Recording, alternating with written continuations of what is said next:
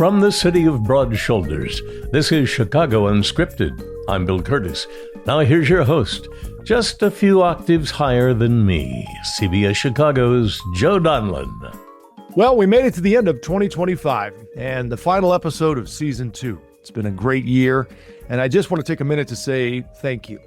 Spotify and Apple provide very thorough analytics, so I get to see a lot of information. The age groups listening, the gender, which platforms you're using to get the show, which city and state you live in. Obviously, most of you are in the U.S., but listeners clocked in from 23 different countries. The United Kingdom, Ukraine, Germany, Mexico, India, Australia, Iceland, Ethiopia, Honduras, just to name a few. The podcast gets its own Wrapped as well from Spotify, and I want to highlight a couple of things I learned.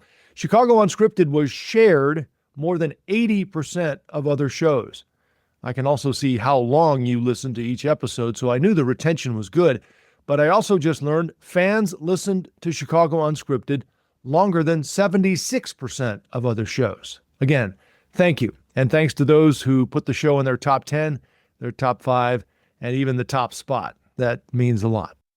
One favor, please click follow on your platform if you haven't already, and feel free to leave a comment. It all helps more people find the show. So with that, let's get on to the conversation with Deborah Norville. What a career she has had. Perhaps most notably, 30 years anchoring Inside Edition. She told me one of the only things she hadn't done was host a game show. Well, not anymore. She just launched a new show called The Perfect Line. We get into that, and I even surprised her with a quick round of the game I came up with her as the contestant. She worked for NBC in Chicago, WMAQ, from 1982 to 1987. We talk a lot about those early days in Chicago, working with some legendary anchors, including why Ron Majors always had a gold pen with him on the set, and a declaration from Mayor Harold Washington to mark Norville's time here. That led to her next move, to the network, anchoring NBC's Sunrise show before moving to the Today Show. Chances are you know how that ended. Spoiler alert, it didn't end well. Deborah shares a lot of insight into that experience, how the media fallout pushed her into a deep depression, and how she ultimately found gratitude and grace as she rebuilt her career. The podcast is audio only, but I use video to promote the episodes on social media, and it appears Eric Stonestreet started a trend when he was on. We have another guest trying to guess which buildings are behind me. It's so Chicago, and I love it. But that's where we start. Again, here's Deborah Norville. Deborah, thank you so much for the time. How are you? I am great. How are you? I'm great. Thank you. I appreciate you spending some time carving out a little bit because I know you have a lot going on with your new show. On that note, so much for retirement. How did you end up hosting a game show? So it's funny. And I've been sitting here trying to move your head. Move your head.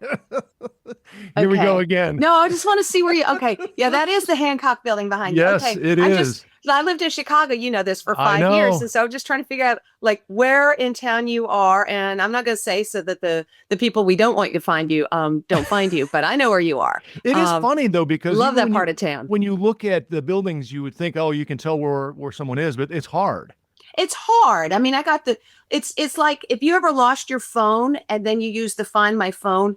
My phone got stolen once, if you can believe it. My phone, I left it behind in the Inside Edition studio at CBS Broadcast Center. Okay. I walked across the street where our offices for Inside Edition were. I went, I left my phone, ran back in there. By the time I got back, my phone was gone. But I had the track your phone thing. Sure. And I found my phone. And my phone went to the Bronx somewhere. Spent the night in the Bronx. So I went to my local police precinct and I said, I found my phone. You need to go get it. The policeman said, oh, no, we don't do that. You have to go get your phone. That's a scary part of town. But then my phone came back into Manhattan the next day. And I'm literally in a taxi with the guys wait, it's this way, it's that way. It doesn't get you close enough that you'll ever get your phone back. So you never found it? Never got it back. Wiped it and saved all my data and stuff. Right. So the stalkers who would want to find you, Joe, have a general idea of where in Chicago you are based on your backdrop, but they're not going to find you, so you're safe. Okay. That happened at the DNC. One of our employees left their phone in our set where we were set up to broadcast. And Yeah. they figured it out just like you did, went to the house, and it was a worker from the United Center who had taken it. They got it back? They got it back. Yeah. Whoa. Did they do a story about it? I don't think we did. Listen to you. You're always the journalist. How No, funny because we do that. We periodically at Inside Edition, we would lose stuff. We would have bikes stolen. And of course, we had trackers in them. And, you know, we're doing the same thing. We had better trackers than the AirTag thing, but we did find them. And again, we catch the guy. We go to the cops. So we have a criminal for you. They're like, no, we're good. Yeah. We got other stuff. You know, it's so we funny got bigger fish. At some point, I must have watched a video on Instagram that showed these porch pirates now getting hit with the powder bombs, paint and the glitter bombs and all that, which is laugh out loud. Now they just keep popping into my feed. I think these people are doing it themselves. I think some of these people are blowing up the boxes on their own, and they want you to increase their ad revenue. But it is still wildly entertaining. You kind of hope it's legit, but it probably isn't. Right. Okay. Speaking of entertaining, let's get back to the game show. How in the world did this come to be, Deborah? So, I've been doing TV a really long time, and there's really only two things in television I haven't done since my career started back in the day. And one was host a talk show, and the other was host a game show. And I always have been intrigued by game shows because what I figured out was the way they make the economics work is you shoot a bunch of episodes tightly together instead of Inside Edition was every day, the same time. We do 2 feeds a day, 50 whatever weeks a year. Yeah. And I just didn't want to do that anymore. So I wanted to stay at Inside Edition. I loved that show. I loved anchoring it. I loved the material. I loved the people I worked with. I loved the viewers that watched it. But my offer to them when my contract was up and we were negotiating, I said, hey, this is great. Let's continue. I was even willing to take a pay cut. I just wanted to build a studio remotely so that I could do the show not in New York City. I had a 2-hour commute every day into the city. And I just my life was being left on the freeway.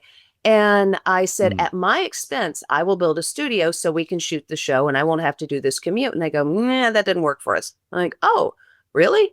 No, that didn't work for us. Okay, well, how are we going to announce my departure and when do we want to do it? And they kind of go, ugh, and threw more money at me that they originally said they didn't have, which was great. I said, amazing. I'll build an even better studio so I don't have to do this commute. And they went, nah, that doesn't work for us. I said, okay, so how are we going to announce it and when is it going to be? And that's how it all happened. So in the interim, I had shot a pilot for a game show that was co-produced by CBS and Game Show Network, because nobody knows game shows better than the game show folks. Right. And which is a division of Sony. And Sony is the company that does Wheel of Fortune and Jeopardy. So when I say they know game shows, they know game shows. And you don't think a pilot's going to go anywhere because most of them don't. And in the interim, they had been marketing it to the various stations around town, including in Chicago, where you're based, WCIU, the U. And people bought it. In fact, in Milwaukee, they took Inside Edition off the air and put my game show on. So I was thrilled. And what I was really thrilled about was it was intense days. And I was on set from 7:30 in the morning until 7:30 at night, but we shot the entire year of the game show in less than 7 weeks. Oh, that's fantastic. It was amazing. I mean, it was hard work for everybody. Everybody had to be super on their game. I mean, you know how it is, but it was great. The premise is that you try to put things in the order in which they happened, basically, depending on what it is, whether it's inventions I saw you do the other day or the first letter of presidents' names, and you try to put together the perfect line. So in preparation for a Deborah Norville interview, I have a round especially for you. You ready? I love it. Let's play the perfect line. Our contestant today is Deborah.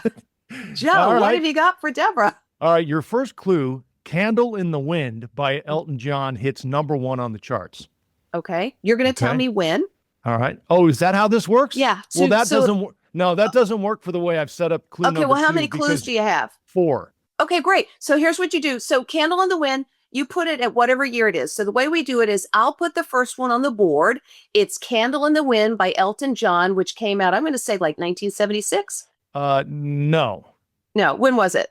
1997. Okay. Oh, Candle in the Wind, because that was the Yes. one when Diana died, of course. Right. Okay, so that's the first one. And so contestant number one then gets the item, and they have to tell you, was it before Candle in the Wind in 1997 Right. or after Candle in the Wind? So you start with the first one on. Why this doesn't work is because you know the answer to number 2, but I'll give it to you anyway. Okay. Deborah Norville starts at Inside Edition.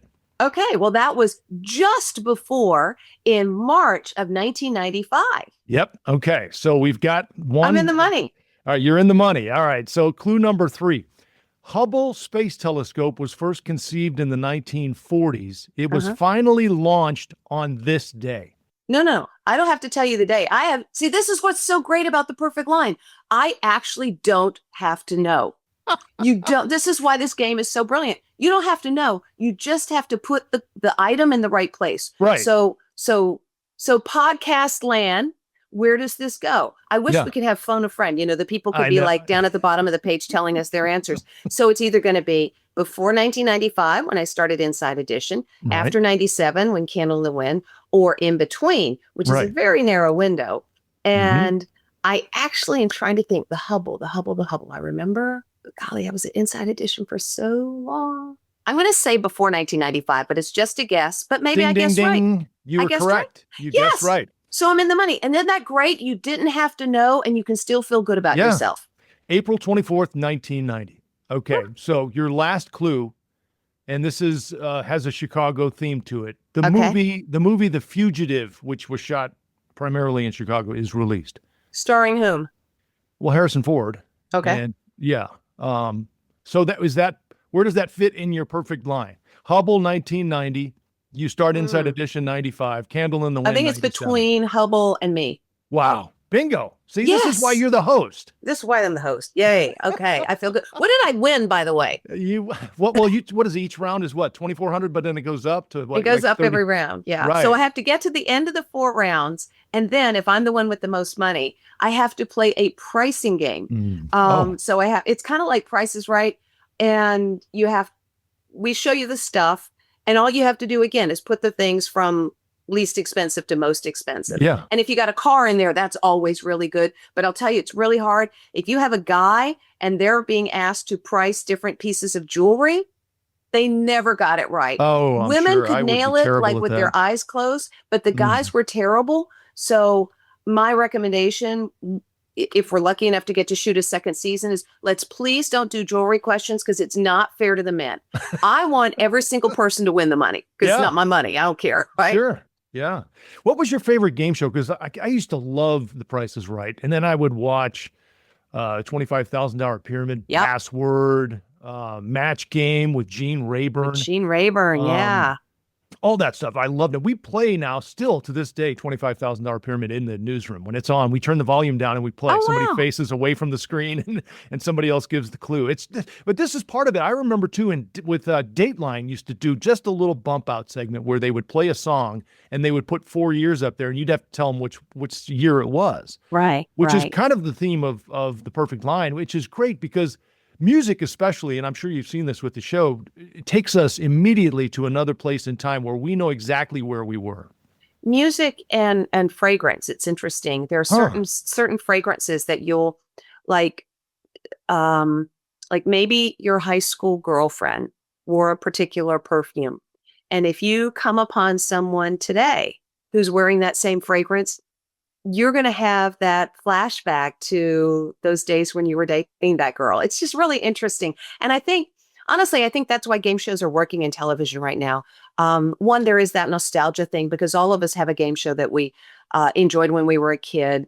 I liked some of the same ones you did. I also really liked Concentration. I was very good at guessing what the picture was before a lot of the squares had been revealed. Right. And I think the second thing that is working in the favor of game shows right now is the world. I'm sorry, the world is so messed up. Can I just be really honest with you, Joe? Sure, please. I was crying earlier this morning. We are taping this on the Tuesday after the weekend when Rob Reiner and his wife were murdered, allegedly by their troubled son. when 15 people were murdered celebrating Hanukkah on a beach in Bondi in Australia, and when 2 kids who were about to take their finals were murdered at Brown University. And I was reading some of the more detailed coverage about it. I started crying. I'm like, what the hell is wrong with this world? And so, kind of to bring it back and make it a little more positive, when you watch The Perfect Line, there's not one thing that you are going to see in that 30 minutes. I guarantee you, nothing in that show is going to make you want to cry. Right. And I think It's we an need escape. that right now. Yeah. We just need a safe place where we can spend 30 minutes, maybe chuckle, test ourselves. Hey, I got it. You didn't. You're a loser. Have fun with our friends and feel safe. Right. Let's just hit that quickly while we're here, Deborah, because I have people tell me all the time, I just can't watch the news. It's too sad. It's too negative. And also, they're not focusing on things that you actually need to know to make your life better, to be better equipped, to be a better citizen. I don't need to know about the 7-car crash on the Kennedy Expressway. If I'm on the Kennedy and I'm stuck in that traffic, I know about that. And you told me about it on WBBM News Radio. Okay. So I didn't have to be bombarded with that in television. But what I would like to know is, why was there so much snow on the Kennedy that the car crash happened? And maybe that's because the transportation department is short-staffed, because they're unable to hire enough people, because the immigration thing has depleted the number of eligible workers. Okay. That's a story that'll give me some context to the car crash on the Kennedy that kept my spouse from being home on time for dinner. Wow. You're not That's getting why that on the news. That's why you are who you are. Well, I don't know about that. No, but last night we had this great story about a group of friends who go out every year this time of year, and they have dinner, and there are 18 of them, and they all pitch in $100, and at the end of the meal, they give the waitress or waiter $1,800 in a tip. And it was just such a wonderful story. Wow. And I don't think, again, not to defend what we do, but I don't think we get enough credit for covering stories like that, because those are stories that are memorable, but people just see the bad news and think that it's all bad news. Well, I've been saying this for years, and I remember saying this in interviews before I joined Inside Edition, and that was, as we know, March of 1995. and what I firmly believe, and I think you're absolutely right, we need to be more purposeful about this in the news media, is, when there's a car crash and they're using the jaws of life to get the victim out, you know what happens. All the cars stop, and everybody on the other side, where their traffic has not been impeded, slow down, and they gape, and they want to get a good look. Well, here's the thing. How often, when you're going past a church, and the bride and the groom are coming out, and the people are throwing the confetti, and it's a beautiful moment, we need to slow down and stop and gawk at those beautiful moments too. And your story about the people who give the $1,800 tip to the waiter is that kind of story. Yeah. It's not going to change anybody's world, but it will actually enhance their world, because it reminds everybody watching that story that, not everyone on planet Earth is horrible. There are still good people out there, and I just saw 18 of them. I've always said, that's what makes great TV, is take me somewhere I couldn't otherwise be, show me something I couldn't otherwise see. And that's what makes, I think, journalism so special. It allows us to take people places and show them things that they otherwise couldn't see. All right, let's go back to where it all started for you, Deborah, and that's the University of Georgia, where you were, I guess you were summa cum laude, right? Which I'm not even, I wasn't at that level, so I'm not even sure. I know it's good. You were at the top of the class, or darn near it. I had a perfect 4.0 when I graduated, yes. All right. I did not. Yeah, let's not check the records at Marquette University. But I had fun. I went to every home football game. Well, you must be, just going crazy now. As good as the University of Georgia is in football, they're always relevant. Yeah, But you had an internship in college that, as I understand it, led to a gig in Atlanta. Is that right? While you were still in college, right? Yeah.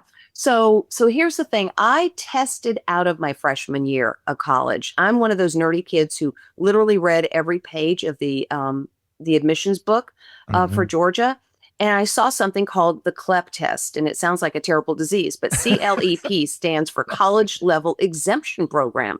And it's this test put out by the SAT people. It still exists.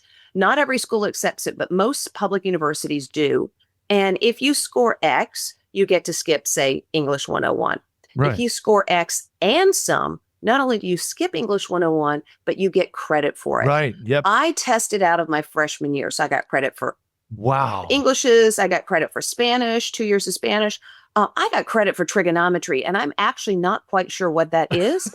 But it doesn't matter. I got my course credit for it. So I went through college in 3 years. So my second year, which was my junior year in years, but not in my age, I applied for an internship at WSB, which is the mega important station in Atlanta, Georgia. Right. And I had a 4.0 average. I had a lot of great activities. My application looked terrific. And the person at the TV station said, amazing. We'd love to have you, but come back next year when you're a year older. Well, next year I'm going to be a senior. That's too late for me. I need that internship now. I am beside myself. My mother was useless. She said, don't worry, Debbie, it'll all work out. So a sorority sister of mine had an internship for public TV, which, you kind of public TV, didn't sound nearly as exciting as the, big station in Atlanta, but I didn't have a whole lot of options. So she hooked me up with the executive producer. He interviewed me, all the things on my resume, plus having the 4.0, plus being a year younger. He saw that as all really good. He gave me an internship. We covered the Georgia legislature every day for a television program that aired on the entire Georgia Public TV network across the state of Georgia for an hour. And the last day of the legislative session, which was the middle of March, I think, the wife of the guy who ran the CBS station, because WSB was the NBC station at the time. So the competing station manager's wife is flipping channels, saw me interviewing somebody, showed me to her husband. He said, that looks like somebody who's got some potential. This was the guy who'd taken an Atlanta woman who had won the Boston Marathon and turned her into a sports reporter. Their sports anchor had been a standout football player for the Atlanta Falcons football team. So he liked to take people who weren't TV people and turn them into TV people. And I wasn't a TV person yet, but I was hopeful. Right. And he brought me in as a gopher. And the first day at the TV station, I sat with the assignment editor, who has all the police radios, and he tells the crews and the reporters where to go. I got a headache. It was so noisy. The next day, they sat me with the 6 o'clock news producer who, as far as I could tell, he must have been thinking a lot, but he didn't do a whole lot. He just sat there all day and smoked a lot of cigarettes. And I was very bored. And then the third day, they were low on reporters. And they said, Norville, go cover this story. And I'm like, I haven't had news writing yet. But I didn't tell them. I just thought that. I thought, well, I should tell them. But then, that little debate you have where the one in the white outfit says you should tell them, with the harp and the wings says you should tell them, you should be honest, you're not qualified. And the one in the red with the cloven hoofs and the little spear and the Brooklyn accents, keep quiet. If it's important, they'll know. I figured he made sense. I'd get rid of the angel. I get in the car. I go with the cameraman to shoot a story about the DeKalb County Fireman's Family Picnic. Okay. And that was my very first story on television. Wow. Off you go. Off I went. So let's jump ahead to 1982 when you're hired by NBC here in Chicago. WMAQ. What do you remember about getting that call? So I get hired by WMAQ. For some reason, I hadn't signed my contract when I came, and I moved. I bought an apartment, the whole 9 yards. And I remember sitting in the news director's office, and we're signing the contract, and we're sitting, and the contract's on the coffee table in front of the sofa. And I sign my name, and then I slide the paper over to him, and he starts to sign, and he looks at me and he goes, how old are you anyway? And I'm like, that's not a legal question. You're not supposed to ask me that question. Wow. He hasn't signed it yet. What do I do? Dang it. He's like, he's put the first letter of his name, but that's not enough, right? I need the whole name on there or I don't have a job. I'm like, what do I do? Well, I'm 23. And he shakes his head, and I'm thinking, well, that's it. I'm done. And then he finishes signing his name, and he says, I think that's how old Jane Pauley was when she started here. Because Paul Beavers, my news director, had worked with Jane when she was at WMAQ. So I go, phew. So I had a job. at 23, my goodness, I think I was in Market 119. I was in Corpus Christi, Texas, and didn't know anything about anything. It's so impressive to me that you were in Chicago at 23, working with legends, right? With Ron Majors and Carol Marine and Gian Greco. What do you remember about those days? I came to Chicago to test myself. I started my career in Atlanta. I interviewed the President of the United States live when I was 19 years old. It wasn't hard because I'd grown up in Georgia. I knew the history. I didn't know I was going to get to interview Jimmy Carter, but when he walked up to my microphone, I asked him whatever the question of the day was, and he answered. I have no idea what he said. And then I'm like, oh, foot, I don't have another question because I was not, what's the chance I'm going to even ask the first question? But I knew he was getting the Martin Luther King Jr. Peace Prize. I knew about Dr. King. I knew about the movement. I knew about his predecessor, Lester Maddox, who had been pretty racist. I knew about, Atlanta was the city too busy to hate. I knew everything I needed to know. So I had no problem doing a lengthy interview with the President of the United States. So it was easy for me in Georgia. But if I could come to Chicago, which had the reputation as being the toughest news market in America, the place where the TV reporters were every bit as aggressive and plugged in and breaking stories as the newspaper reporters. And remember, this was a city where the Sun-Times and the Tribune regularly won Pulitzer Prizes. I came to WMAQ a couple of years after they had won a Peabody Award for their strip search investigation that they had done. So I was diving into not just a bigger television market, but I was diving into a journalistic pool where either I was going to sink or I was going to swim. And the only way I was going to swim was if I worked my ass off and developed my sources and tried to be, work harder and better and smarter than everybody else out there. And I loved it. I worked with such smart people at WMAQ who are still my friends today. When I was in Chicago last year for the convention, one of my favorite moments had nothing to do with the convention, but it was the dinner I had with Linda Yu, Terry Savage, and Joan Esposito. Oh, yeah. And the four of us are still thick as thieves. I'll be darned. And I don't want to say how many years that's been. Well, it's funny. I've not met Ron Majors, but I've heard from a friend of mine who is friends with him, and it is something that stuck with me as a local anchor. He said one of the most important things you can do is make your partner look good. And I've always remembered that. And it's true because on a local set. Well, he did that for me. Is that right? He certainly did that for me. Yeah. And look, we had each other's back. I had a partner when I was in Atlanta who literally counted how many lines I had. And if I had more lines than him, because maybe the story was a little bit longer, his nose got bent out of shape. That's a horrible working relationship. When I worked with Ron, I can remember we did the 4:30 news together. And 4:30 was just entirely too early for us to be trying to put a TV show on the air because nothing was ever ready. And there would be times when, so-and-so reports from the CTA and they'd come in here, we don't have it yet, just vamp. So we'd tell them what happened at the CTA and so-and-so is still working on that report and we'll get that to you just as soon as possible. Meanwhile, across town, and, we would just we would save each other because that's otherwise it was really terrible. But I remember Ron was just so funny. He was so funny. He said, did you ever get sent to one of those consultants, those news consultants that back when I was teach you how to be a better anchor or whatever? Yeah. It's such a scam, if you ask me. And if people don't know what we're talking about, so there are these companies that have formed that approach television stations and ask them to send their anchors and maybe higher profile reporters to work with them to improve their delivery skills, their on-camera appearance, blah, blah, blah, blah, blah. I happen to be of the belief that either you got it or you don't. And if you don't have it, please go find another profession because you will be miserable and the viewers won't like you. And that's not a recipe for rating success. So anyway, I got sent to one of those people and they record the whole thing just as this is being recorded. They record the whole session. So your boss is going to see what's happening. And they had me bring a script and they had me read the script all these different ways. Now read it the way Minnie Mouse would read it. Oh, wow. And I look at him and I started swearing. I said, Minnie Mouse is never doing the blanket news. I mean, it was just ridiculous. So Ron had gotten sent to one of those same outfits. Are you maybe even the serious? same. Ron Majors? Oh, because that's what they do. Oh. They do that with, that's what they do. So everybody gets sent to him. You got sent to him. You're great.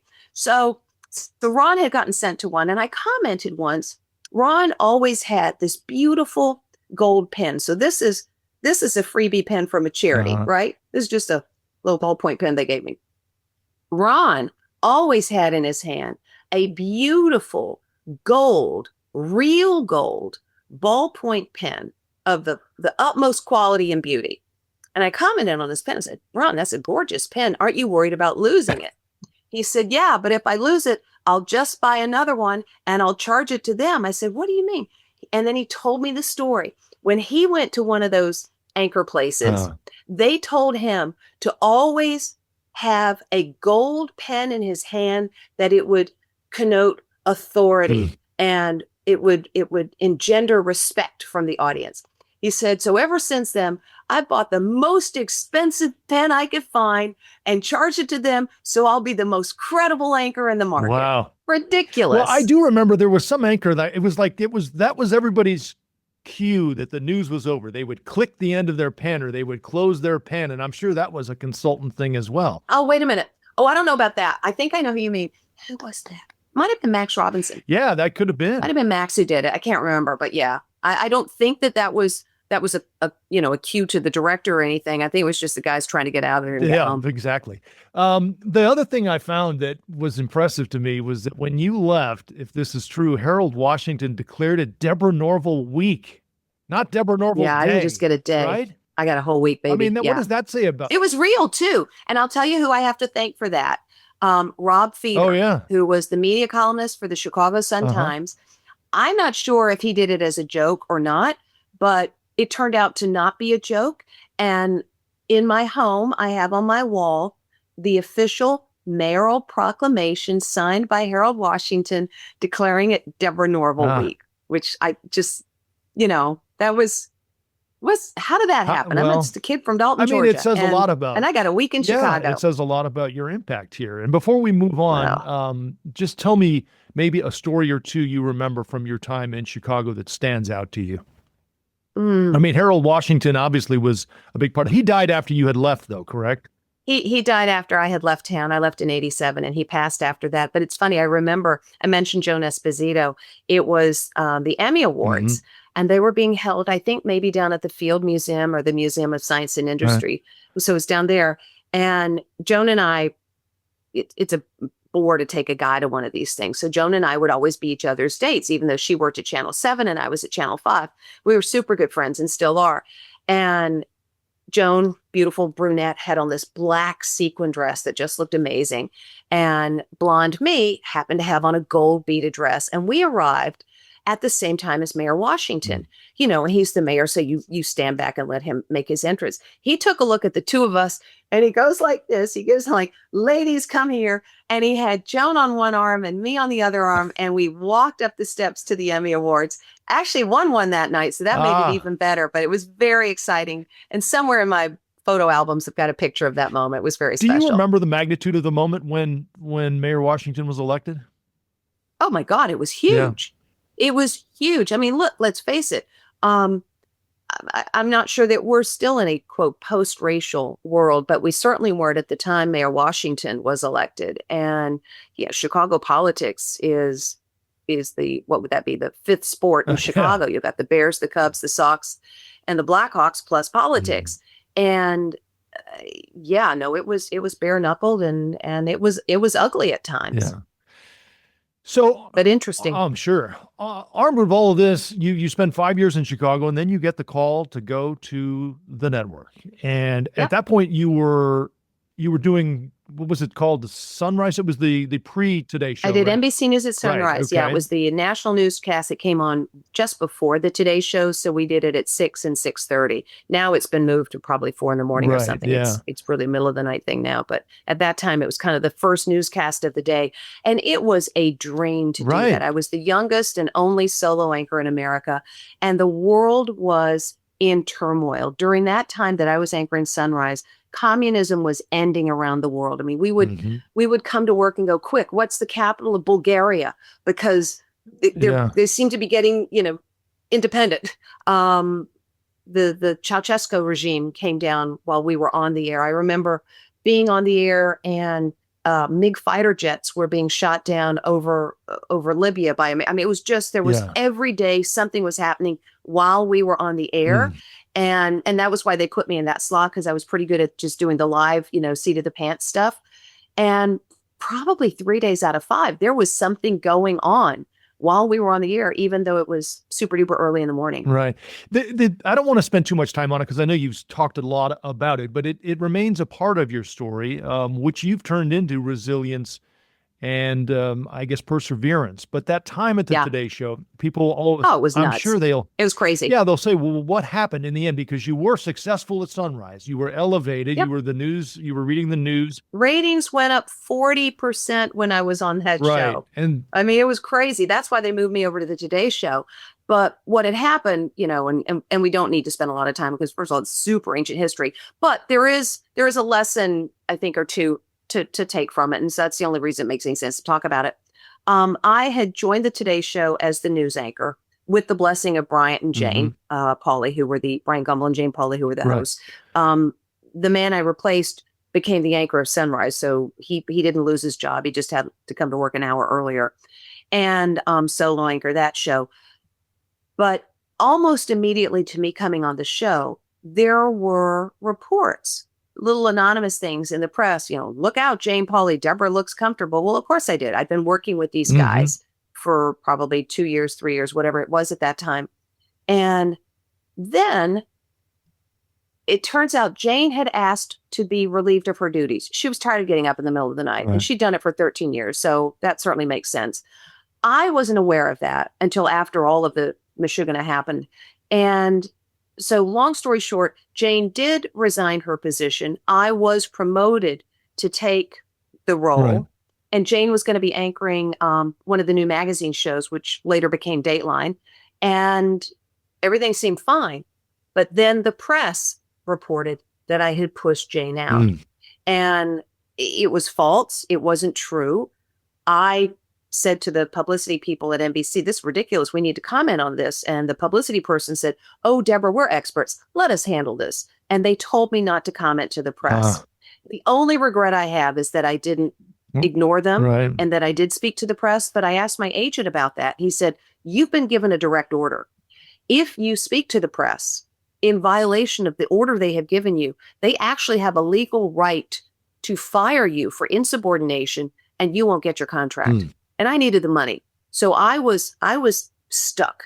I was basically gagged. I couldn't speak. The press was having a heyday, filling the vacuum with all kinds of craziness. And I assumed that Jane was under the same don't talk to the press order that I was. And the net result of it all was 2 women who had a great working relationship were both damaged. I was hugely hurt. I mean, I was literally, by the time I left NBC, I was in a full-on depression, unable to get dressed, unable to leave my house, unable to prepare food for my family. It was bad. And I don't know how bad it was for Jane, but I know she was hurt, and I know our friendship was damaged as a result of the press. So that's on them, but I didn't have a career. And the lovely media reporter for the Chicago Tribune said of me, I had been used up and left for dead on the side of the road. This Rob Feeder again? Nope. Oh, it wasn't. It was Ken Tucker of the Chicago Tribune. Okay. And he was right. Did you feel like you were done? That you were not going to work again?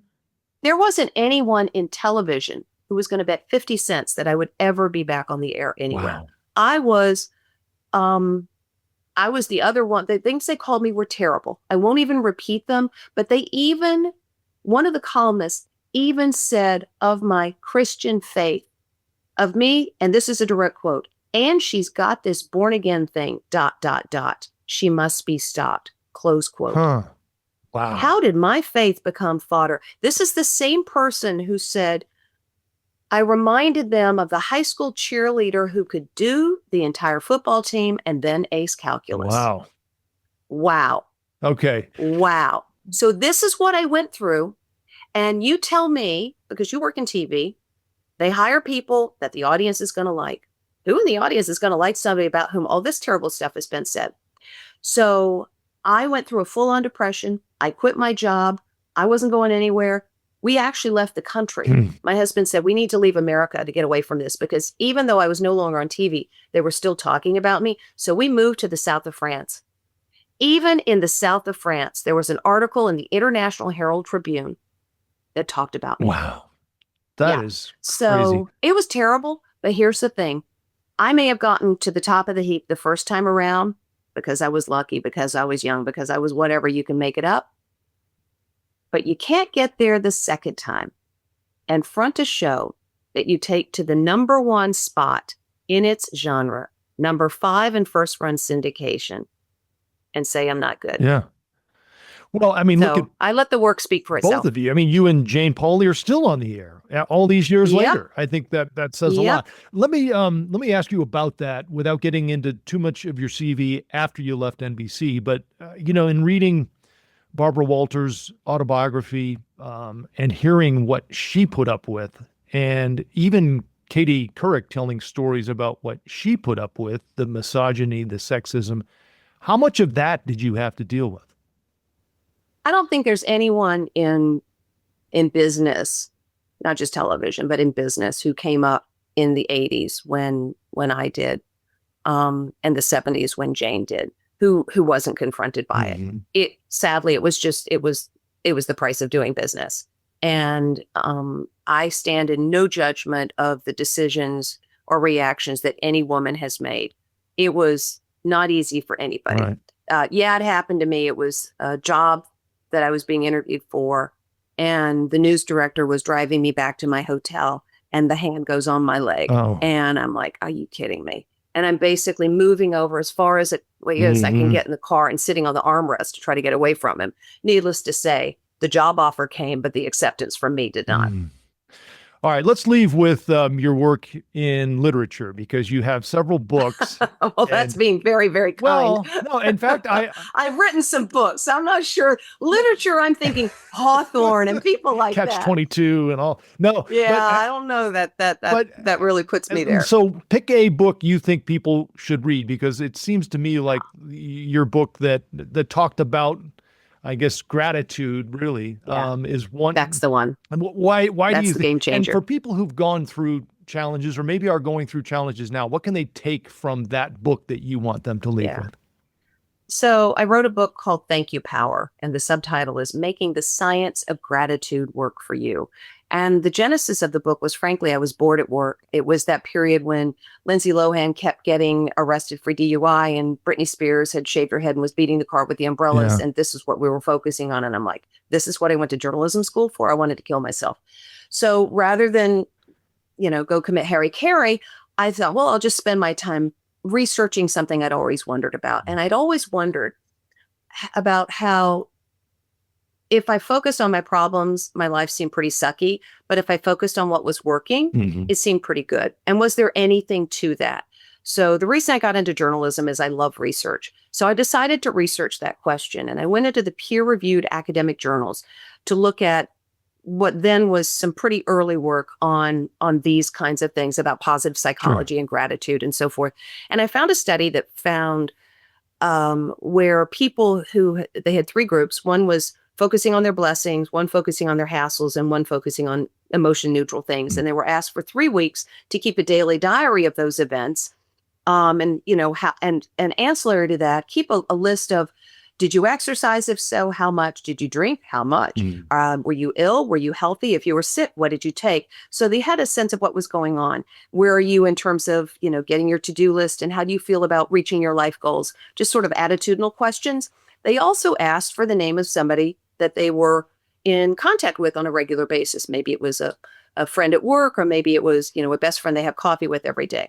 So at the end of the 3 weeks, they go to the people's friend and say, did you notice anything different about Joe? And Joe, let's say you were in the group that was asked to focus on your blessings. And your friend said, this is your coworker. He said, I don't know what's gotten into him. He's always been a great guy, but lately he's really just kind of like bent over backwards to be helpful. He was finished with his work the other day, and ready to go home, but he saw I was still slammed.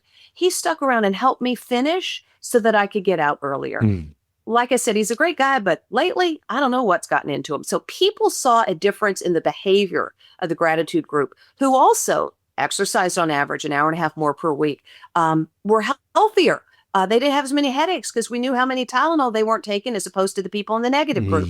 So these were like meaningful things that just sent me down this road. So I took all the research I found, collated it in a book called Thank You Power. It was published in 17 languages, a bestseller in the New York Times list, a bestseller in Korea, where they built a gratitude wall in in Seoul's version of Central Park. And they had Post-its where people would take a Post-it, write what they were grateful for, and stick it up on the wall. And if you go to Jerusalem, you'll see the Wailing Wall, which is filled with missives to God to help me with these problems and challenges. And it's like sad things that are stuck on those notes in there. Which wall do you want to stand by? The gratitude wall in Seoul or the Wailing Wall? And that book and the response to it changed my life, but more importantly, it changed so many other people's lives, because it made what now I think people, because it was published in the early 2000s, but at the time, it was not something that people talked a lot about. Maybe it was 2008, I think was when it came out. So yeah, we're coming up on 20 years since that thing was published. Yeah, you were way ahead of that game, because today, gratitude, mindfulness, our awareness of relationships with others, it's so critical and key. And if you can't get that book, try knitting with Deborah Norville, right? I saw that one too. It's therapy for me. Yeah.